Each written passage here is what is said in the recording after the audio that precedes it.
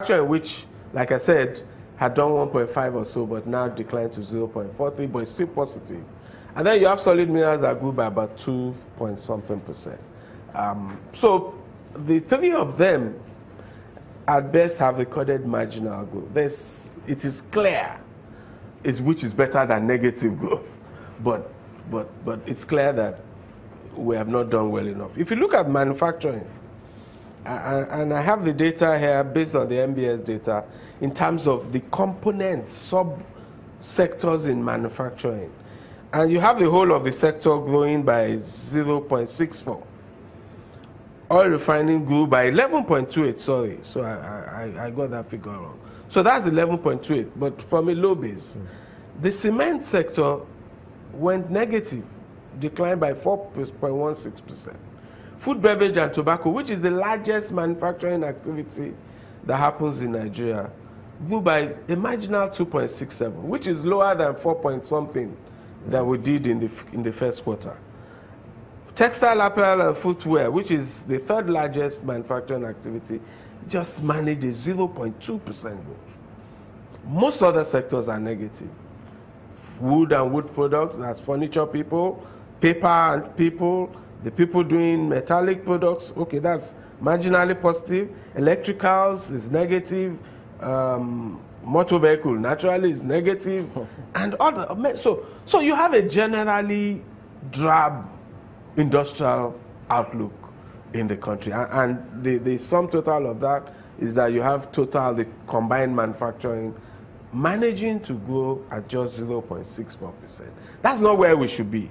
We should be aiming for 6, 7, 8 more higher rates of growth in the manufacturing sector.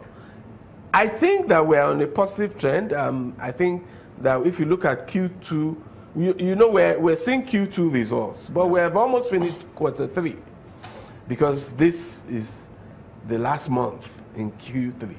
So it is likely there may be marginal increase as well. There may be improvements in Q3 in that manufacturing space because of higher FX liquidity that we've had in this quarter, the better availability of foreign currency. So the manufacturers probably were able to get their import requirements for those of them, many of them who are import dependent because dollars are available. Inflation has trended downwards, even though it's still high at 16.05 or so, 16.05, but it's still, the trend is positive. So it is probable that the manufacturing output by the end of the third quarter would be slightly better than what. Now, if that were the case, and then perhaps we say, even if we grew by 5%, not 0.55%. 5%. That's a positive one. That's very unlikely in Q3. So okay, 3. No, not in Q3. I'm talking about assuming in the medium I'm just hypothesizing. Okay, yes. Assuming we grew by 5%, because when this result came out, they said no, it needs to affect the ordinary man out there. If there was a 5% growth, have we sufficiently taken away some of those, do I say infrastructural or institutional challenges, such that it will indeed affect the man out there on the streets? Very good question. If you look to history, and that's why I keep emphasizing the importance of policy in all of this. You know, between 1999 and 2014, we tended to grow this economy by between 6 and 7%. But that growth was not equally distributed. So that growth, the very harsh way in which I put it, is that our growth created about 10 billionaires or so, wow, and about 100 million people living in poverty. Oh dear. So there's still a policy challenge with the structure of growth and the inequality and the equity around economic growth in Nigeria. So it is possible indeed that we go by 5%, as we did for a decade plus, and the poor people don't feel it. So there are deliberate policy actions required to affect the poor and the middle class. And those include around issues like SME policy, access to credit for SMEs, policies around agricultural sector reform that I mentioned, because a large part of our workforce is engaged in agriculture at a subsistence level. So you need to empower them through policies such that they don't just do agriculture for survival.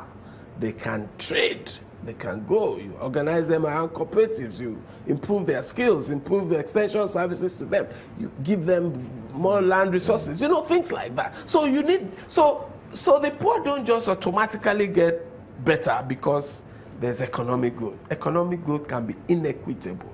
And that's what we have had. What has the government policies now? They have some. I like the vice president's focus, for instance, on ease of doing business, the social investment program, things like that. Because you need to public education, public health, school feeding. You need to. Those things are required because they help to improve the lot of the poor. Rural infrastructure, mass transportation. So a policy has to identify those things that impact the poor. If you improve the quality of public education and infrastructure in public schools, if you include the quality of infrastructure in public health institutions, if you improve rural infrastructure, if you provide scholarships for the poor, if you provide school feeding for the poor, if you public mass transportation, rail, you see, so it has to be deliberate. But you see, policy is never neutral. Policy is always making choices between who am I going to help. You understand? Whether it explicitly says so or not, policy is always deciding who is going to help. When the government of Lagos says, I want to build a BRT system and put buses, it's making a choice about helping the poor who don't have cars. So we have to think more deliberately about helping the poor. Or else we can go by 10% and the poor will still remain poor. And speaking about that, I mean, does the ERGP do it for you, the policies? I like the ERGP in its structural outlay. I like it. I'm disappointed so far at the rate of implementation or lack of it, of the ERGP. I think that